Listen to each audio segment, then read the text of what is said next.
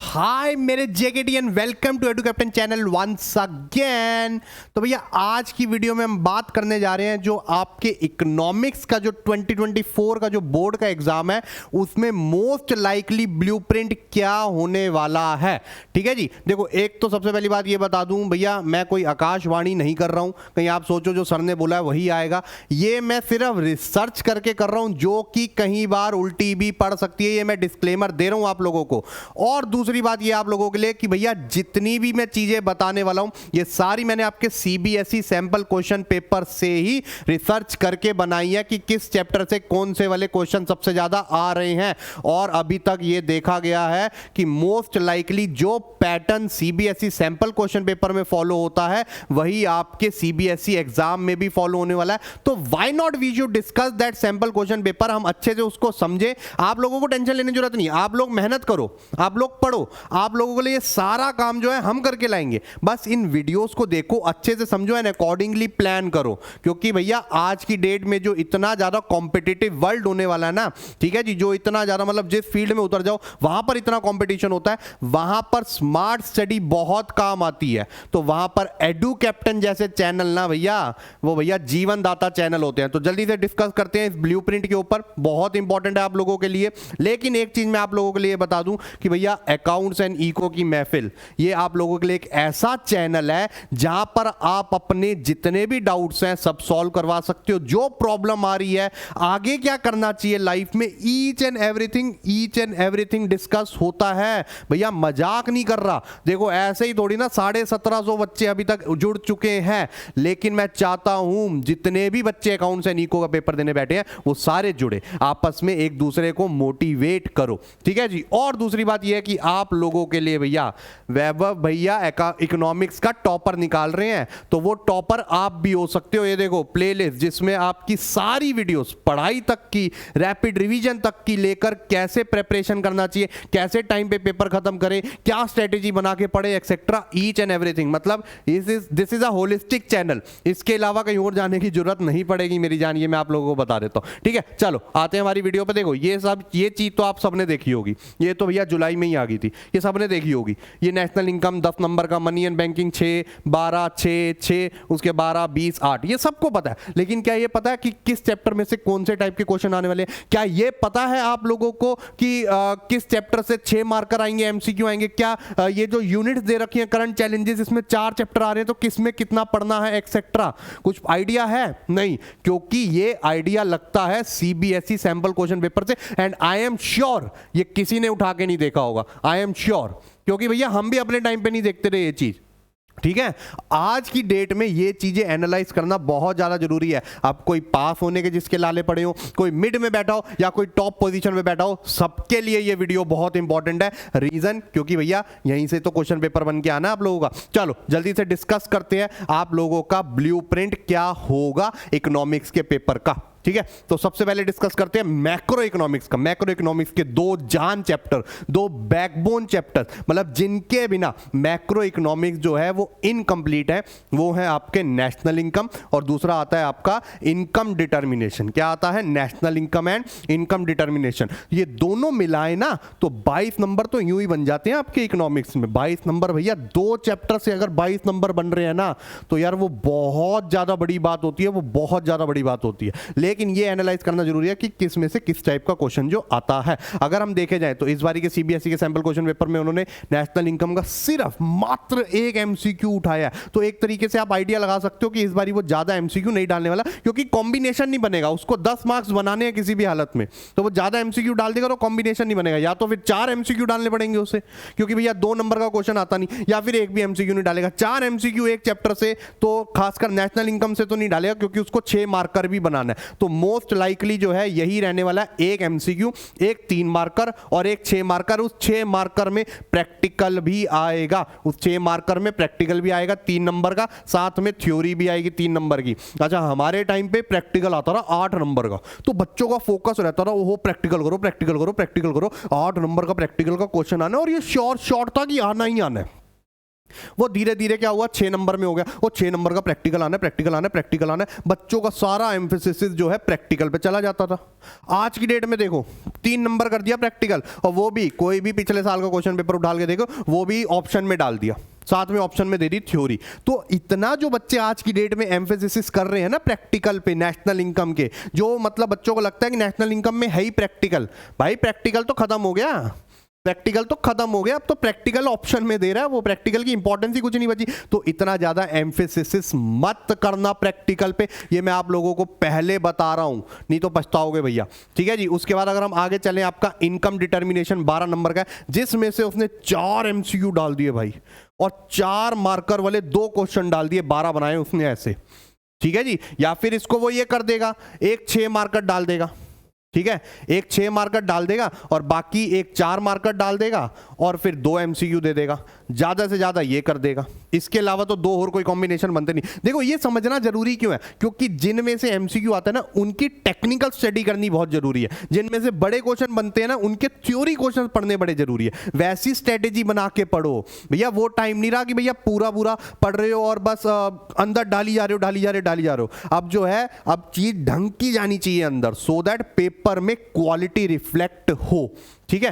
तो या तो 4 एमसीक्यू 4 मार्कर 2, या तो 2 एमसीक्यू 4 मार्कर या 6 मार्कर, मतलब इससे एमसीक्यू की वेटेज ज्यादा होने वाली है, ये उसने इंडिकेशन दे दिया सीबीएसई ने। मतलब इसको कंसेप्चुअली पढ़ना पड़ेगा। एमपीसी एपीसी की मैक्सिमम वैल्यू क्या होती है, एमपीएस एपीएस की मैक्सिमम वैल्यू क्या होती है, कंजम्पशन फंक्शन ये वो, मतलब इसको डीप में पढ़ना पड़ेगा, इसको टेक्निकल पढ़ना पड़ेगा, ये उसने आपको हिंट दे दी है।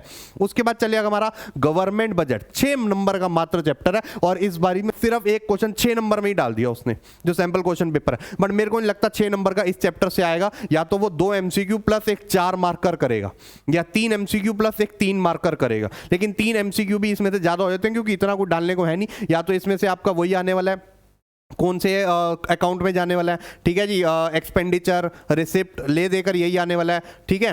उसके अलावा नॉन टैक्स, टैक्स किसमें से कौन सा एग्जांपल है, ठीक है, प्राइमरी डेफिसिट का फॉर्मूले से एमसीक्यू बन जाते हैं। तो इसका जो है इतना टेक्निकल क्वेश्चन नहीं बनता एमसीक्यू से, इसलिए एमसीक्यू की वेटेज वो हल्की ही रखता है इस चैप्टर से रिलेटेड। और ज्यादातर देखा जाए तो इसमें कुछ है भी नहीं। जो इसका थ्योरी मार्क का भी जो चैप्टर आता है ना, ठीक है, तो जो क्वेश्चन आता है वो भी उसमें क्या है, ऑब्जेक्टिव ज्यादा से ज्यादा पूछ लेगा। ठीक है जी, क्योंकि ले देकर ही बन सकता है 6 नंबर में क्वेश्चन या 4 नंबर में क्वेश्चन। या फिर उसके अलावा अगर हम बात करें, ठीक है, तो एक प्रैक्टिकल क्वेश्चन अच्छा पिछले 1-2 साल से एक चीज देखी जा रही है कि इसमें से भी प्रैक्टिकल डाल रहा है, वो निकालने को वो बोल रहा है कि भैया इसमें से प्राइमरी डेफिसिट निकालो, इसमें से रेवेन्यू डेफिसिट निकालो, इसमें से फिस्कल डेफिसिट निकालो। तो इसका प्रैक्टिकल जो अक्सर बच्चों को लगता है सिर्फ नेशनल इनकम और इनकम डिटर्मिनेशन में प्रैक्टिकल है, भैया इसमें भी प्रैक्टिकल आ जाता है। और जो बच्चे पढ़ के जाते हैं ना, इसकी प्रिपरेशन करके जाते हैं, वो एकदम टाइट रहते हैं पेपर में, नहीं तो अदरवाइज ढीले पड़ जाते हैं, क्योंकि भैया इसका प्रैक्टिकल तो कभी देखा ही नहीं था कई बच्चों ने। ठीक है। तो ये आपको उसने इंडिकेशन दे दी कि भैया मैं डाल सकता हूं। अगर मैंने यहां आपको 6 नंबर में 3 प्रैक्टिकल और 3 थ्योरी का डाला है, तो एक एमसीक्यू में तो डालूंगा ही डालूंगा, उसने बोल दिया।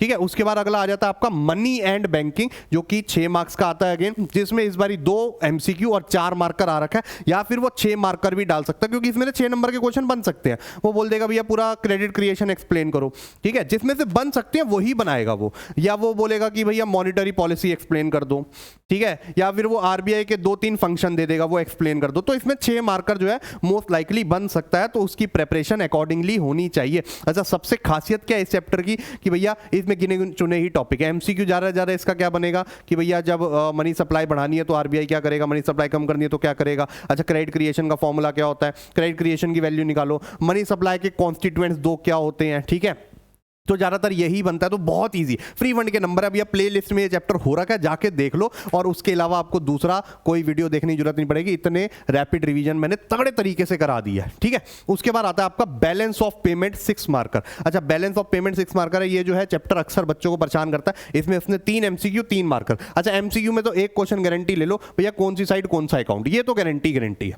ठीक है जी। उसके अलावा वो आ जाएगा आपका ऑटोनॉमस और 3 मार्कर में जा रहा, अच्छा इसमें भी 6 मार्कर वाला बन जाता है, ठीक है। ऑटोनॉमस और अकोमोडेटिंग को आप डिफरेंशिएट करो, ठीक है। बीओपी को आप डिफरेंशिएट करो, ठीक है। एक क्वेश्चन बड़ा आया था फिल इन द ब्लैंक्स वाला क्वेश्चन आया हुआ था एमसीक्यू का इसका, कि भैया उसने कैपिटल अकाउंट के 2 कंपोनेंट लिख दिए थे, डिसइन्वेस्टमेंट और बोरोइंग्स, उसने बोला तीसरा बताओ क्या होगा, ठीक है। तो वो भी बहुत इंपॉर्टेंट था, ठीक है। तो ये अकॉर्डिंगली आप लोगों ने तैयारी करनी है। अब देखो एमसीक्यू की ज्यादा वेटेज उसने किस में से बोली है, एक ये 3 एमसीक्यू उसमें बोले, एक 4 एमसीक्यू उसमें बोले इनकम डिटर्मिनेशन में, 7 एमसीक्यू तो यही बन गए। अब जरूरी नहीं कि यही आएगा, लेकिन हमें ये तो पता चल गया कि नहीं इन चैप्टर्स को टेक्निकल पढ़ना पड़ेगा। एक आधा एमसीक्यू ऊपर नीचे वो कर देगा, लेकिन टेक्निकल इन्हीं में से पढ़ना है, क्योंकि एमसीक्यू आपको जो है उलझाते हैं, बाकी सब तो थ्योरी इजी होता है, ठीक है।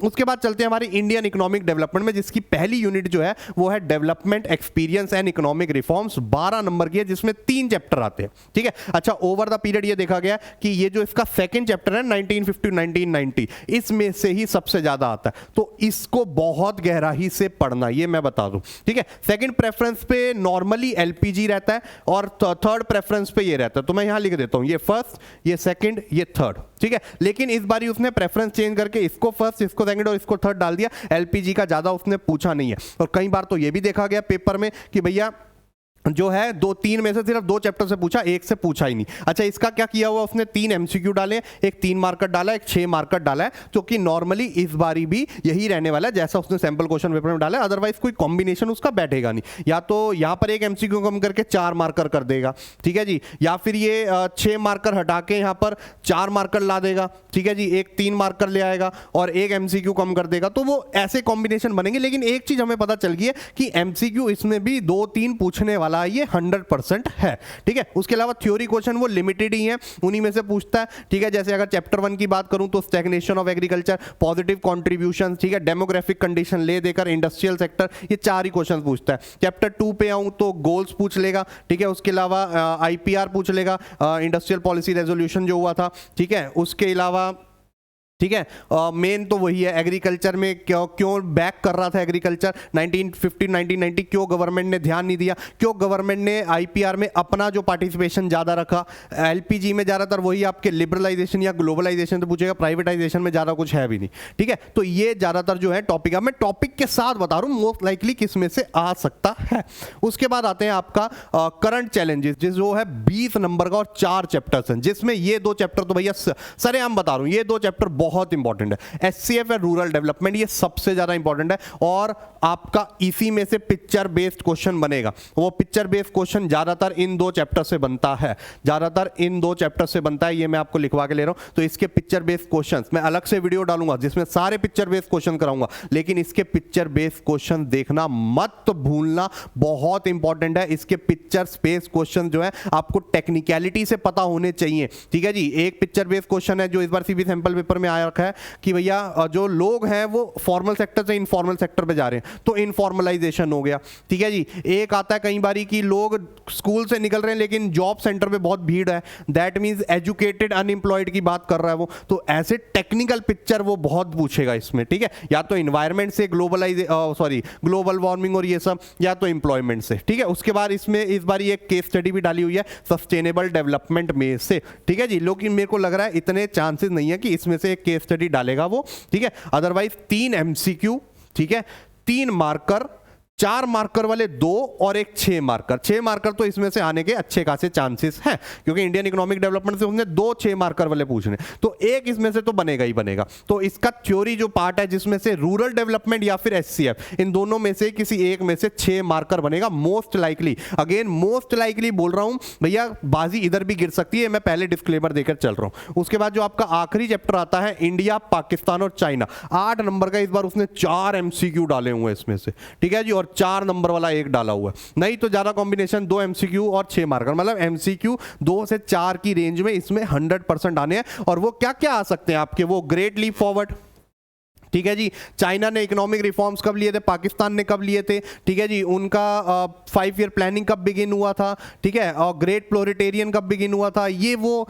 इसमें मेक मैच द फॉलोइंग वाला क्वेश्चन जरूर आएगा, ठीक है। एक मैच द फॉलोइंग वाला क्वेश्चन जरूर आएगा, वो डेट्स के बेसिस पे, ठीक है, या फिर डेट्स या फिर पॉलिसीज के बेसिस पे, ये मैं आप लोगों को बता देता हूं, ठीक है। उसके अलावा इंडिकेटर्स, ये बहुत क्वेश्चन पूछता है कि पाकिस्तान इनमें से कौन से इंडिकेटर में इंडिया से अहेड है, ये वो एक्सेट्रा, तो ये वाले क्वेश्चन भी इसमें से आना। और एक केस स्टडी, ठीक है, जो कि ओवर द पीरियड देखी जा रही है, इसी चैप्टर से बन रही है, या फिर जो एक आपका डेटा बेस क्वेश्चन या टेबल बेस्ड क्वेश्चन आता है ना, वो इस चैप्टर में से ही बनता है most probably. India Pakistan China उसका टेबल दे देगा या ग्राफ दे देगा और बताएगा इसको आपने एक्सप्लेन करना है, कुछ भी नहीं करना, बस वैल्यूज लिख के आपको, कुछ जैसे मैथ्स में होता है ना रोस्टर सेट बिल्डर फॉर्म, वैसा वाला सीन होता है इसमें, ठीक है। तो ये पूरा जो है आपको मैंने ब्लूप्रिंट दे दिया, अब अकॉर्डिंगली आप लोगों की प्लानिंग होनी चाहिए। फिर बाद में मत बोलना कि भैया एडू कैप्टन ने, वैभव भैया ने हमें तो पहले से प्रिपेयर नहीं करवाया। मैं प्रिपेयर करवा के चल रहा हूं और उसके बाद भी आपने अभी तक चैनल ज्वाइन नहीं करा है, ठीक है जी, उसके बाद भी अभी तक डाउट्स नहीं पूछे चैनल ज्वाइन करने के बाद, एक्टिव नहीं हो तो कोई फायदा नहीं है भैया। टेक्नोलॉजी आपके फायदे के लिए बनी हुई है। इंस्टा ये आपका स्नैप थोड़े टाइम के लिए छोड़ दो और इस पे एक्टिव हो जाओ। मैं कह रहा हूं बाय गॉड मजा आ जाएगा, आपकी बढ़ोतरी होने वाली है परसेंटेज में भैया, डिक्रीज नहीं होगा, ठीक है। तो ऐसी ही वीडियो अगर चाहते हो तो लाइक करो, कमेंट करो, अगली आपकी क्या प्रॉब्लम है उसी पे वीडियो आपके भैया बना देंगे। Till then bye bye, take care and have fun.